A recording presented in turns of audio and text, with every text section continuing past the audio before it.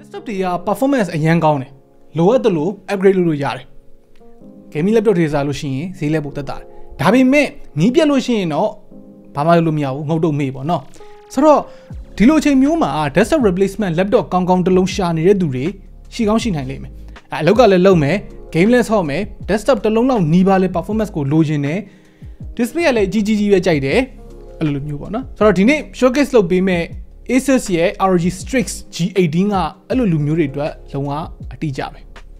နည်းနည်းရှင်းပြမယ် Okay TBH Labs နဲ့ကြိုဆိုပါရစေဒီ laptop ကသူ့ရဲ့ category အရသာ desktop replacement လို့ပြောတာတကယ်တမ်း तू ကအရင်ကြီးမာထူလေးသိရမလားပြစ်ကန်နေတာမျိုးတော့လည်းမဟုတ်ပြန်ဘူးသူ့ရဲ့ class ထဲမှာဆိုလို့ရှိရင်ပေါ့တယ်လို့တော့ပြောလို့ရတယ်တခြားဒီ Alienware တို့ Razer တို့ကနေထွက်တဲ့18လက်မ laptop တွေထက်ပိုပေါ့တယ်သူ့ရဲ့လေးချိန်က3 kg 6ပေါင်ခွဲကြော်ပေါ့နော်ဆိုတော့နည်းနည်းကြောနာခံနိုင်လို့ရှိရင်ဟိုတီတည်သွားမယ်ဆိုလို့ရှိရင်လည်းလုပ်လို့ရတယ် Alienware ရဲ့ M18 ကသူက9ပေါင်နီးပါးလောက်လေးတယ်ဆိုတော့ဒီကောင်အများကြီးပို့ပြီးတော့ portable ဖြစ်တယ်ပေါ့နော်အထူးကလည်းသူက3 cm ကြော်လေးပဲဆိုတော့အရင်ကြီးထူနေတာမျိုးမဟုတ်ဘူးကြောပွေထဲကိုထည့်သွားလို့ရနိုင်တော့တဲ့အထိအနေထားလေးရှိတယ်ပေါ့နော်အဲ့လောက် compact ဖြစ်တယ်ပေါ့ဒီဇိုင်းပိုင်းမှာကျွန်တော်တို့မြင်နေကြဒီ Asus ရဲ့ stealthy ခက်ဖြစ် gaming တိတ်မဆန်တဲ့ပုံစံမျိုးကိုသွားတယ်သူ့မှာပြူးပြဲနေတာမျိုးပါမျိုးမပါဘူး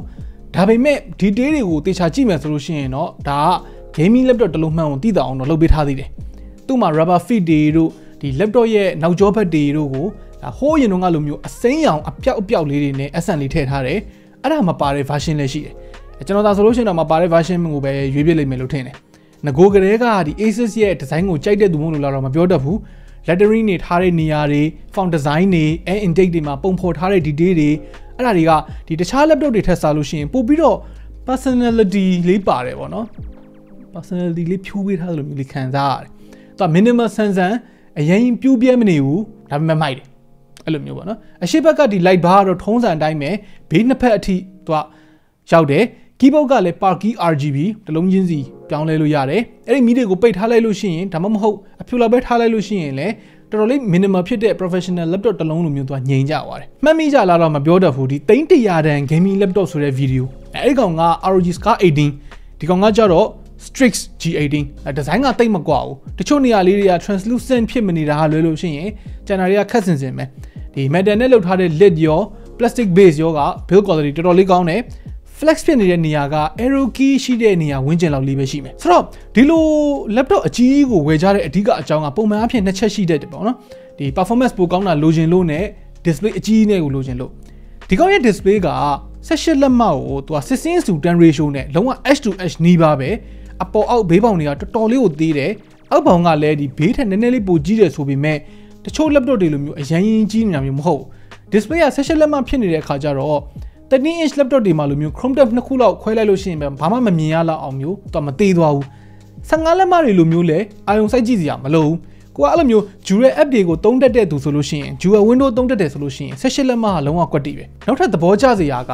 သူကဒီ18လက်မမှာ Full HD Plus ဆိုလို့ရှိရင်နည်းနည်းလေးဖွာသွားလိမ့်မယ်ဒီကောင်ကကြတော့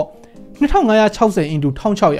ဆိုလိုချင်တာက Quad HD Plus ပေါ့နော်ဆိုတော့ pixel density ကလုံလောက်ကောင်းတယ်စာတွေဖတ်ရတာရုပ်ရှင်ကြည့်ရတာမှာတော်တော်လေးကို sharp ဖြစ်တယ်သူရဲ့ panel ကလည်း high end gaming laptop တွေရဲ့ထုံးစံတိုင်းပဲသူက IPS LCD 240 Hz ရမယ် viewing angle တော်တော်လေးကောင်းတယ် contrast လည်းကောင်းတယ်ပေါ့နော် IPS အနေနဲ့ကောင်းတယ် peak brightness ကတော့900 nits ဝန်းကျင်လောက်ထိရတယ်ဆိုတော့ average က400 nits ဝန်းကျင်လောက်ထိရှိမယ်ပေါ့နော်ဆိုတော့တော်တော်လေးလင်းတယ်ဒီ OLED panel ပါတဲ့ laptop တွေနဲ့သာသွားမရှင်းဘူးဆိုလို့ရှိရင်ဒီ display ကလုံးဝကျေနပ်စရာsRGB က 112% ရှိမယ် DCI-P3 က 100% ရမယ် Delta E score က 0.24 ရတယ်ဝါအဲ့လောက်နေတာတခါမှမမြင်ဘူးလေဆိုတော့ color ပြန်ချိန်စရာမလိုဘူး out of the box မှာနေမယ်တော်တော်လေးကို color မှန်တယ် creative work တွေအတွက်ပဲသုံးမလား gaming အတွက်ပဲသုံးမလားဒါကြီးကမိုက်တယ်ပေါ့နော်သူရဲ့ speaker down firing speaker နှစ်ခုပဲပါတယ်အတန်းကျယ်ပေမဲ့ bass ကတော့တကောင်အားနည်းမယ် clarity အရင်ကြီးရှင်းလင်းနေတဲ့ထဲမှာမပါဘူးဆိုတော့18လက်မ laptop တစ်လုံးအနေနဲ့ကတော့ဒီထက်ပိုကောင်းတဲ့နယ်လို့ကျွန်တော်တို့မြင်တယ်ဒီ form factor နဲ့ကဒီထက်ပိုကောင်းအောင်လုပ်မယ်ဆိုလို့ရှိရင်လုပ်လို့ရတယ်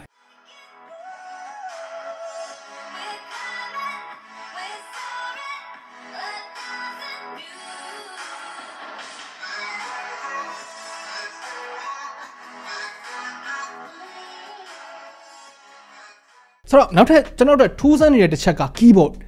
session လက်မှ laptop တစ်လုံးအနေနဲ့ key တွေကတစ်ခုနဲ့တစ်ခုရန်နီးနေတယ်ဘယ်လိုပြောမလဲ15လက်မှ laptop နဲ့တိတ်မကွာဘူးဆိုတဲ့ခံစားချက်မျိုးရတယ်ခု spacing ကလည်းရတာကတော့အဆင်ပြေတယ်ဒါပေမဲ့ဒီ form factor မှာဒီတက်ပို့ပြီးတော့ space ကျဲခြင်းရင်ကျဲလို့ရသေးတယ် key တွေကကျွန်တော်တို့မြင်မှုနေကြ Asus ရဲ့ responsive ဖြစ် feedback ကောင်းတဲ့ key တွေပဲစာရေးလို့တော်တော်လေးကောင်းတယ်trackpad က gaming laptop တစ်လုံးအနေနဲ့မှာကြီးရထဲမှာပါတယ်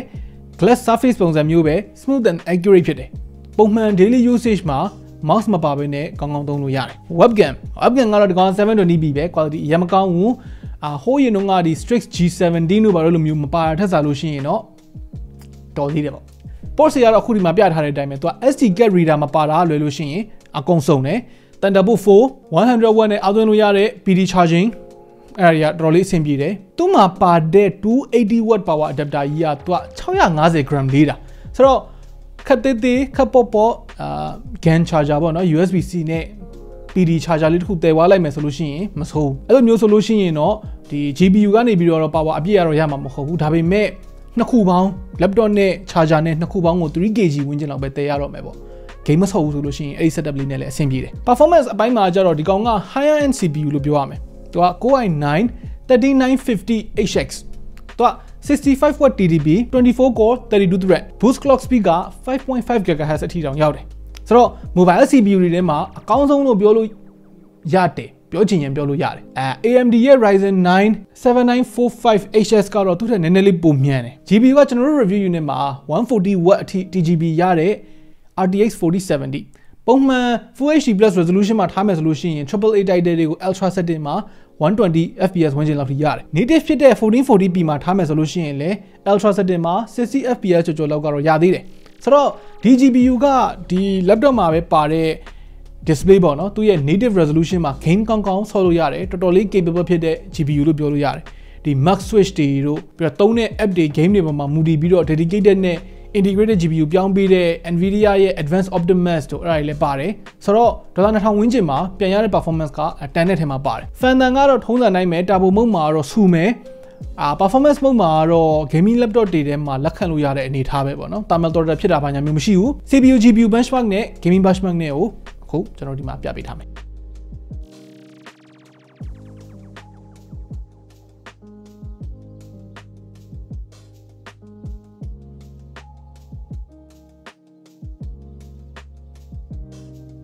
ဆိုတော့ okay ဒီကောင်ကြီးရဲ့ battery life ကဘယ်လိုနေမလဲချက်ကြည့်မယ်ပေါ့နော်ကျွန်တော်တို့စမ်းကြည့်တဲ့လောက်မှာ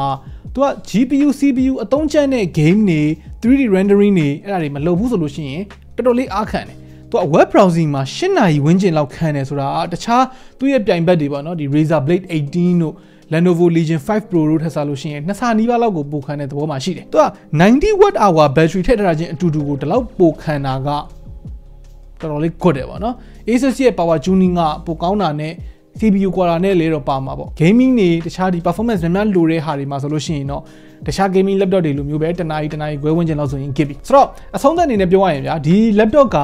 desktop replacement ပုံစံမျိုးဆိုပေမဲ့သူတိတ်ထူတိတ်လေးတဲ့ထဲမှာမပါဘူးသူရဲ့ဈေးမှာ performance တော်တော်ကောင်းတယ် display လည်းမိုက်တယ်ပြီးတော့အခုအချိန်မှာအရေးကြီးနေတဲ့ battery life ပေါ့နော်အဲ့ဒါလည်း gaming laptop တစ်လုံးအနေနဲ့ဆိုလို့ရှိရင်တော်တော်လေးကောင်းတယ် productivity work တွေအတွက်လည်းတင့်တော်တဲ့ထဲမှာပါတယ်